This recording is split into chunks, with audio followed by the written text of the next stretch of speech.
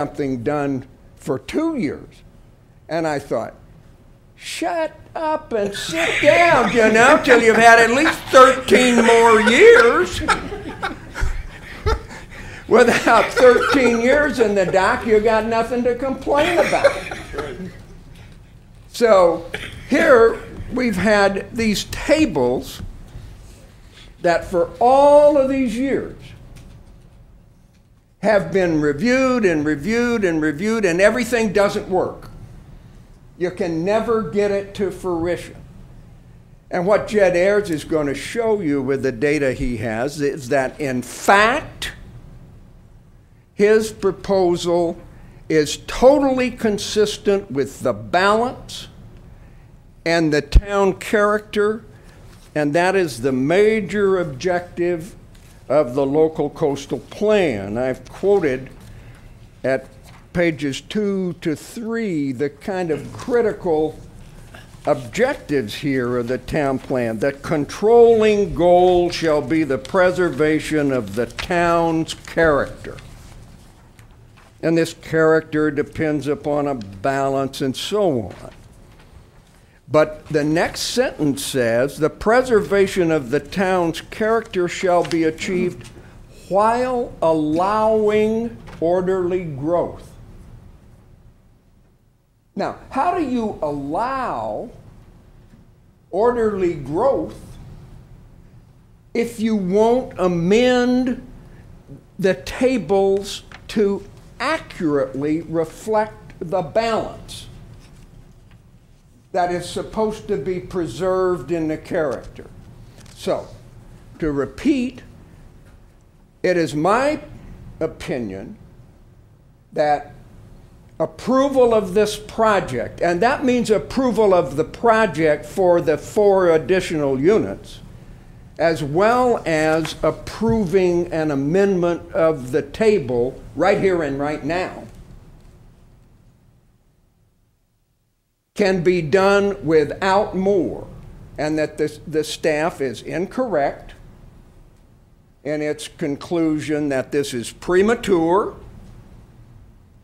and that indeed that would be inconsistent with the objective to allow orderly growth. And more importantly, and I kind of like the argument Steve Gomes made last time, that you guys have better sense than most people that address questions. After all, you have the responsibility for running the county. And I was taken with the argument in the Mendocino Beacon article that we quote from on pages 5 and 6 in our letter. And that is, it's basically an argument that says, come on, guys, how are we going to make the county function economically if we can't get anything done? They refer to the coast as the golden goose that lays the golden eggs for this county, and there's certainly a lot to that. And if we don't have a coast that allows some developments, that allows, don't you like these young guys coming in and investing their time and money buying some property? They grew up here and they want to make it work, and they invest their livelihood and their life into trying to make it work. We got to make that happen.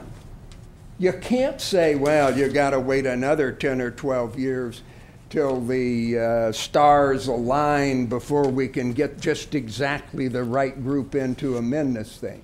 So my opinion is that you can approve her project now. You can right today amend this table, and even without amending it, because the facts are there, you can approve the increase in the units, and that's what we're asking you to do. I'd be happy to answer any questions, but I assure you that Jed's presentation is better than mine, and that's all I wanted to say. If there are any questions, I'll be happy to try to answer them. Only if Jed's presentation is as humorous as yours, Mr. Carr. Thank you. Thank you, Chair. All right, well, I'll try to be brief as possible. The history, I think, is well described actually by staff on pages 2 and 3 of the report. The one thing I would point out is that this project has been sort of the lone catalyst for having the discussion about updating the town plan. If you go back and look at, why the 1999 Citizen Advisory Committee was formed, it was as a result of this project. And I think, again, in 2005, why are we looking at the data again? It was because we presented a mountain of data that refuted staff's opinion that nothing had changed, and that prompted you to, quote, get your house in order, as Colfax put it. And if you turn to tab 1 of the sheet, there's some kind of revealing minutes that were taken at that last meeting that we were before you, where you asked us to resubmit in 6 months. Well, again, we've waited 3 years for you to get your house in order. And we were delighted when you had some money to fund this young lady who took on validating the data that we had put together.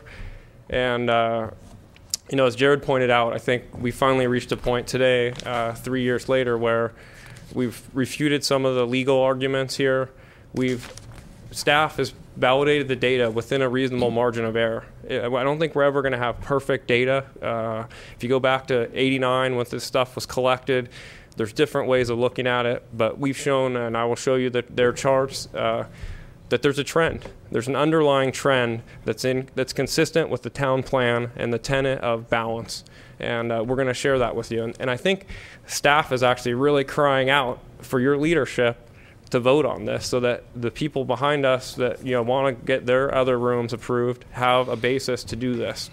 So I think the important thing is this is the chart directly out of the 2008 review that was completed, and I think it's important if you look at this, you have the 350 residential units, and this top column is key to the balance, the theme of balance here.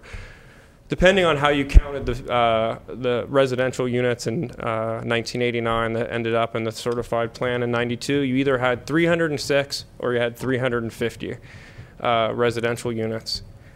Depending on which data you look at, we had an orderly growth and unequivocal building of new residential units, either 23 or 49, depending on whose data you're looking at.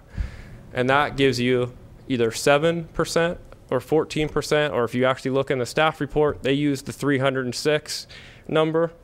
That gives you 31% growth in residential. And I think this is the key tenet to this whole discussion. Then you drop down to the next column here, which is the 4.13-1 table that we're concerning ourselves with. There was 234 in the original count. In the CAC review of '99, it went to 221.